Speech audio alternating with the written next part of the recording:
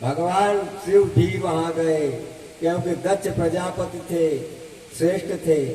सभी देवताओं को बुलवाया था उन्होंने। प्रजापति की आज्ञा का पालन करने के लिए शिव जी भी वहां गए।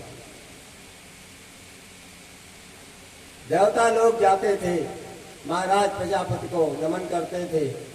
अब वो इशारा करते थे कि अमुक कुर्सी पर बैठो, वहीं देवता बैठ जाते थे। महाराज भगवान शिव पहुंचते हैं।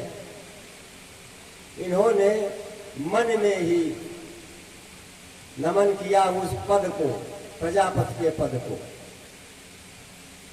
क्योंकि वैसे तो वो ससुर लगते थे, पर पद प्रजापति का था। उस पद का नमन मन में कर लिया और जाकर बैठ गए।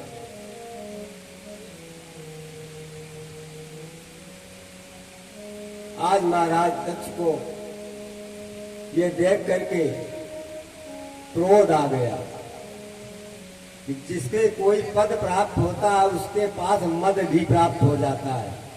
पद के साथ है साथ मदव आ जाता है उसके साथ।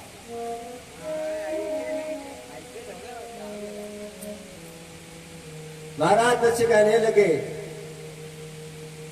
अरे हे शिव, यहाँ जितने देवता आते हैं सब मुझे श्रेष्ठ प्रजापति श्रेष्ठ चैता मान करके सम्मान करते हैं, और तुम ये वही आकर के बैठ गए, सम्मान भी नहीं किया, शिष्टाचार नहीं किया। शिष्टाचार करता भी तू कैसे? मरगट मसान में रहने वाला है, बहुत पिशाचों की संगत करता है, तुझे शिष्टाचार का ज्ञान कहाँ हो पाएगा? हे विधाता ब्रह्मा, मैंने भूल कर दी, विवाह पे कहने से मैंने अपनी बेटी का विवाह कर दिया इसके साथ।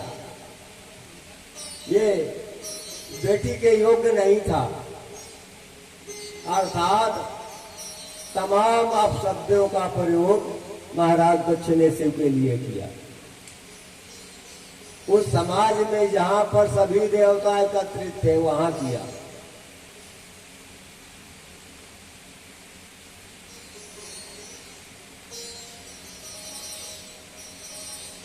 जब बोलते ही चले गए तो देवताओं को नहीं रहा गया।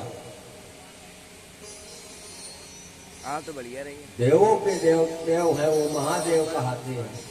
महादेव की निंदा की जाए तो देवता कैसे शांत रह सकते हैं? हरि हरि निंदा सुनय जे काना, होए पाप गौघात समाना। हरि की निंदा या हर की निंदा अगर कान से कोई सुनता है तो उसे गाय के वध करने के बराबर पाप लगता है। बाबा ने तो यहां तक लिख दिया है आज की राम कथा में, निंदा करने वाले से आप सबल हैं तो उसकी जीभ काट ले उसी समय,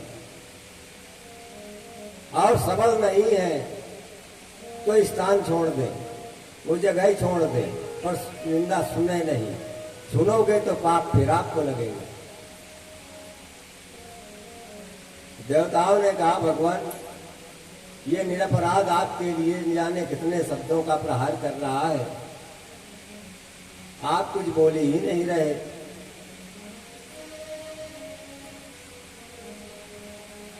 बोले बाबा ने कहा, शांत रहो देवताओं, तुमको सबको बुलवाया है उसने, तुम सब अतिथि के रूप में हो।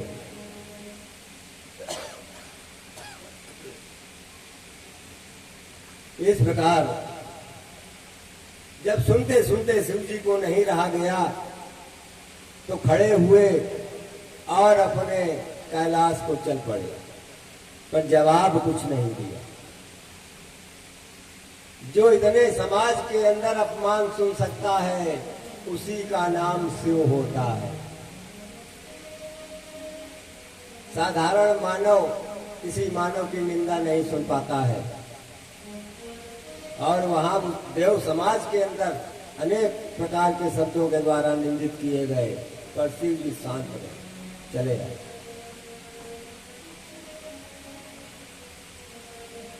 राम शिव में इसीलिए तो फर्क नहीं है। वही विष्णु के स्वरूप भगवान कृष्ण को शिषपाल ने कितनी गालियां बकी थी, वहां भी समाजे लगा हुआ था, पर वो नहीं बोले थे। वो भी रिश्ते में था, वो शिषपाल भगवान कृष्ण का मौसेरा भाई था। और यहाँ भी रिश्ता है शिव और दक्ष से, ये भी रिश्ते में है। दोनों अपमान सह रहे हैं पर बोल नहीं रहे। जिनमें इतनी क्षमता होती है उसी को भगवान कहते हैं। भगवान की कहने की परिभाषा यही है। चले आए। देवताओं ने भी कुछ नहीं कहा कि जिसको ये बोल रहा है, जब भोले बाबा कुछ नहीं कह रहे हैं तो हम लोग बीच में क्यों बोले। अगर एक बार कुछ भोलेनाथ बोल देते तो हम सब इनकी तरफ से सहयोग करते। ऐसा नहीं वहां हुआ। अब ये भी कुछ मर्म की बात थी, आपसी बात। इस बात को भी भोले बाबा ने सती को नहीं बताया कि तेरे पिता ने मेरा अपमान किया। इसे ही इसको अभी अपने ही अंदर रख लिया और समाधिस्थ हो गए कि भगवान अपने गुरुदेव का समाज लगाकर चिंतन करूंगा तो ये जो हमें ग्लानि हो रही है, ये ग्लानि समाप्त हो जाएगी। समाधि ले ली। महाराज दक्ष ने यज्ञ करने का आयोजन करना चाहते थे, इसलिए देवताओं को सबको बुला करके निर्णय ले रहे थे। देवताओं ने निर्णय दिया। महाराज दक्ष हरिद्वार के नजदीक कुछ दूर पर कनखल नाम का एक स्थान है।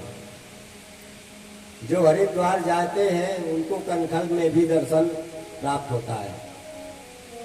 वहीं पर महाराज दक्ष ने यज्ञ का आयोजन किया। सबको आमंत्रित किया जितने देवी देवता थे। अब सब देवी देवता तैयार हुए। महाराज प्रजापति थे इनके यज्ञ में जाने के लिए। सिर्फ शिव से नाराज होने के कारण भोले बाबा के यहाँ उसने कोई सूचना नहीं भेजी।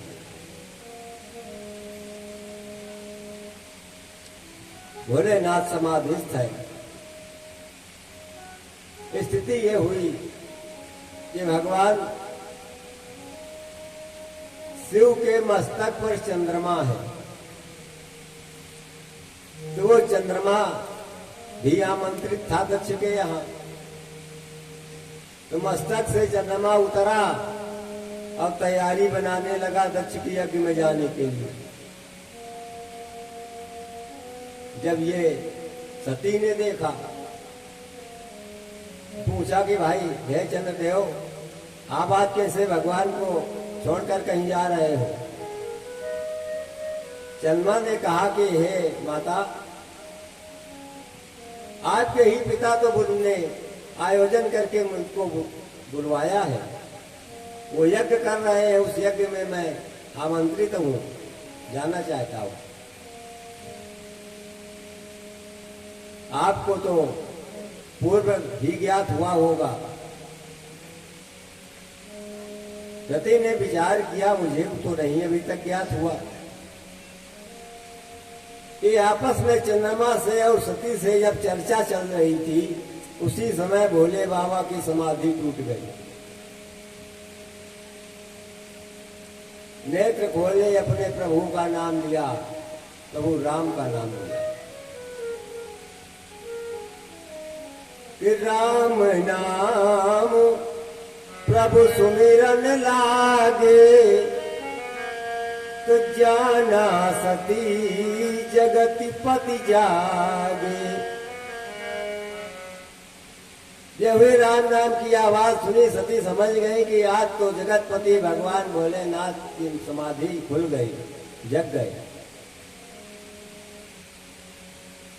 पहुंची निवेदन कर रही है कि हे भगवान, हमें यह ज्ञात हुआ है, वही उस पर मैं निवेदन करना चाहती हूँ। अब देखिए फिर निवेदन कर रही है।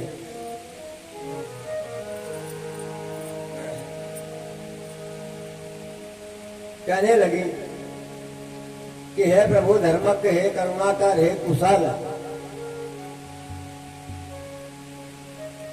पिता के घर में यज्ञ हो रहा और सुन लो मेरे स्वामी, तो दे दीजिए मुझको आज्ञा, और बस इतनी भर लो हानि, दे दीजिए मुझको आज्ञा, बस इतनी भर लो हानि, दे दीजिए मुझको आज्ञा।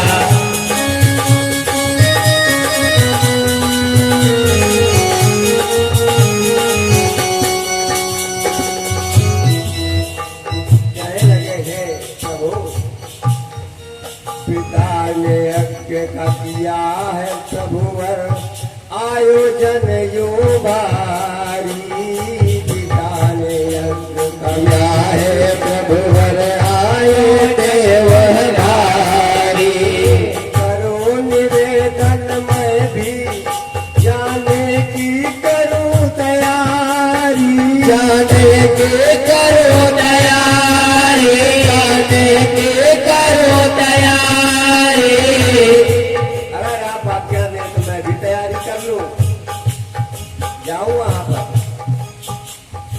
आज जो गुप्त बात थी भोले बाबा को सामने लाना पड़ा। भगवान शिव जी कहते हैं, हे सती सुनो,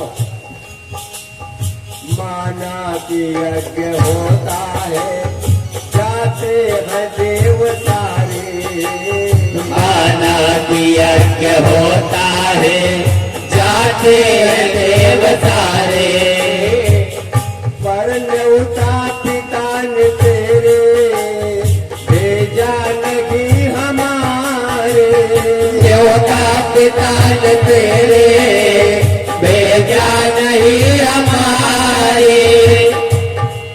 देवता लोग तो जाते हैं आमंत्रण में है, हमारे यहाँ तो कोई निमंत्रण भी नहीं है।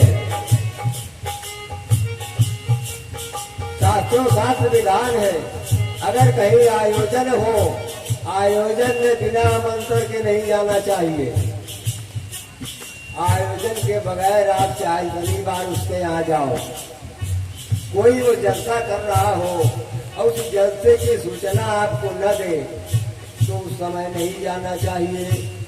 इसलिए भोले बाबा समझा रहे हैं कि हे सती, तुम्हारे पिता ने आमंत्रण नहीं दिया है, इससे है मन में चिंता, इससे है मन में चिंता, न हो इज्जत की नीलामी, मैं कैसे दे दूं आज्ञा और कैसे भर दूं हामी, मैं कैसे दे दूं आज्ञा और कैसे भर दूं हामी।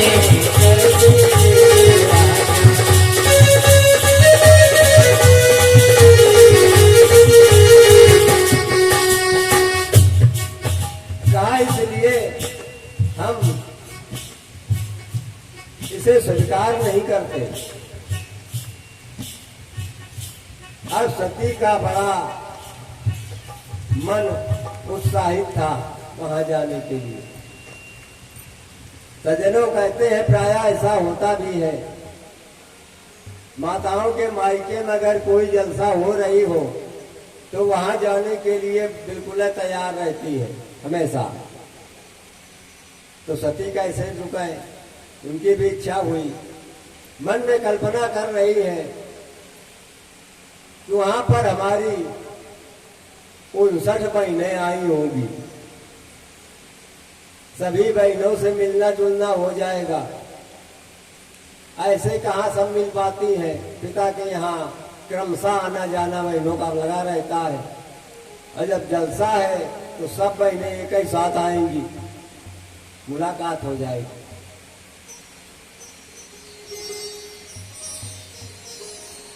अब देखिए भक्तों, सती जी फिर गलती एक कर रही हैं। कई गलतियां कल कर रखी थी। बहुत आग्रह किया और कहा, प्रभु मैं निवेदन करती हूँ, मैं जाना ही चाहती हूँ। भोले बाबा ने फिर समझाया कि सती सुनो, यद्यपि शास्त्रों में 3 जगह बताई गई है कि बिना बुलाए जा सकते हो। नहीं को बुलावे फिरो पहुंच जाओ। एक पिता का घर, पिता के घर में आप चाहे जब चले जाओ बिना बुलाए, लेकिन जब पिता खुश हो तुमसे तब। तो यहाँ पिता खुश नहीं है हमसे तुम्हारा, इसीलिए तो बुलाया नहीं उसने। इस अवस्था में अब वहां जाना शास्त्र के विपरीत है। और दूसरा गुरु का घर, गुरु के घर में बिना बुलाए आप हमेशा जा सकते हो। शिष्य हो, जब चाहो तब पहुंचो, गुरुद्वारा है। लेकिन तुम्हारे कर्मों से जब गुरु प्रसन्न रहता हो तब, अगर गुरु रुष्ट है तो फिर नहीं जाना चाहिए। और तीसरा देव मंदिर, भगवान के मंदिर में आप बिना बुलाए चाहे जब चले जाओ, लेकिन जब देवता प्रसन्न हो आपकी भक्ति श्रद्धा से तब। तीनों जगह बिना बुलाए जाने का अधिकार है, पर वो तीनों लोग आपके भावों से, आपके स्वभाव से प्रसन्न रहते हो। तो हे सती, तुम्हारे पिता रुष्ट है। आज वो बात बतानी ही पड़ी सती को। सती ने पूछा कि महाराज क्यों रुष्ट है, हमने तो नहीं देखा कभी ऐसा। तब बताया कि उस एक दिन जो निर्णय समाज में ले रहे थे, उस समय उन्होंने अनेक शब्दों का प्रहार किया है मुझ पर, जबकि प्रजापति के पद के नाते मैंने मन ही मन उनको सम्मान दिया था।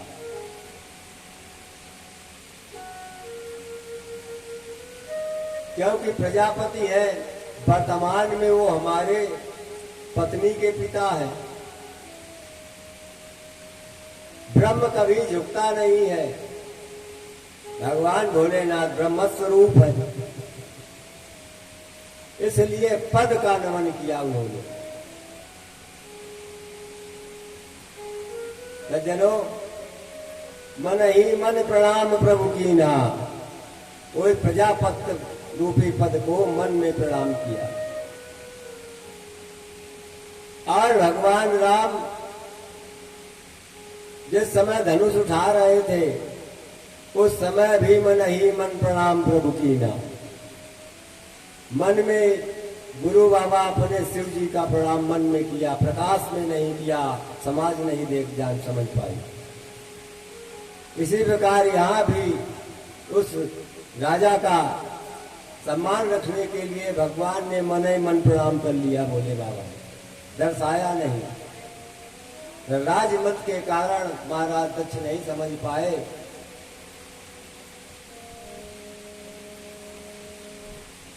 महाराज कहते हैं 5 प्रकार के अंधे होते हैं पृथ्वी पर। अंधे उन्हीं को न समझो जिनके आंखें नहीं है। उनके अतिरिक्तों में यहाँ 4 अंधे और हैं पृथ्वी पर, उनसे भी सतर्क रहने की जरूरत है।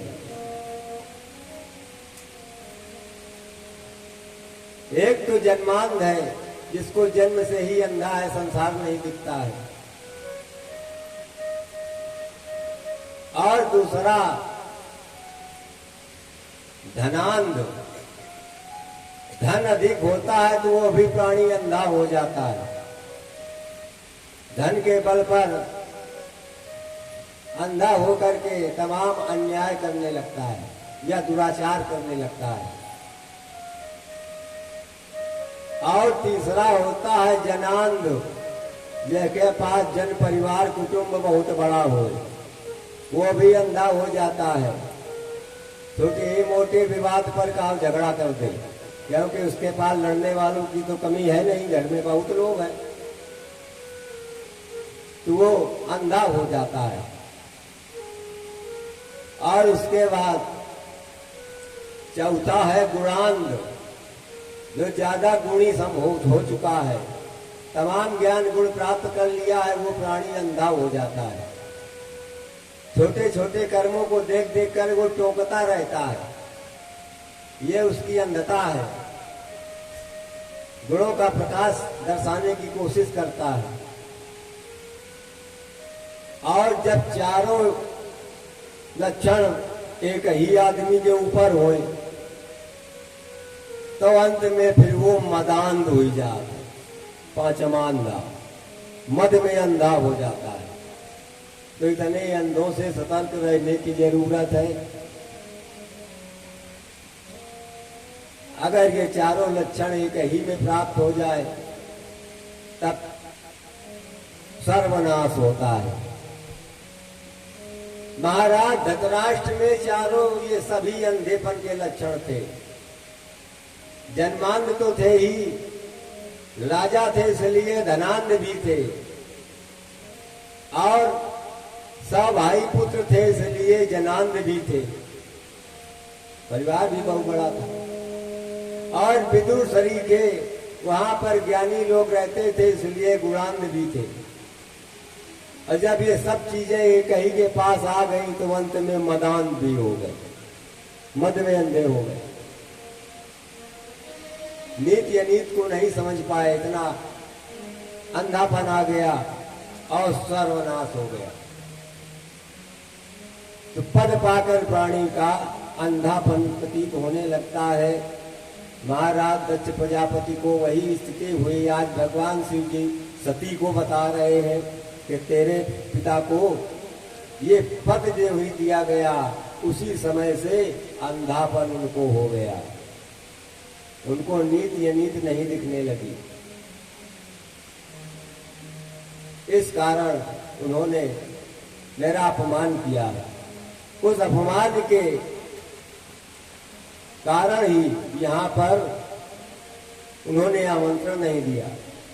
ठीक है, अरे मेरा अपमान किया था, पर तू तो उसकी ही पुत्री थी, तुझे तो उसको बुलाना ही चाहिए था।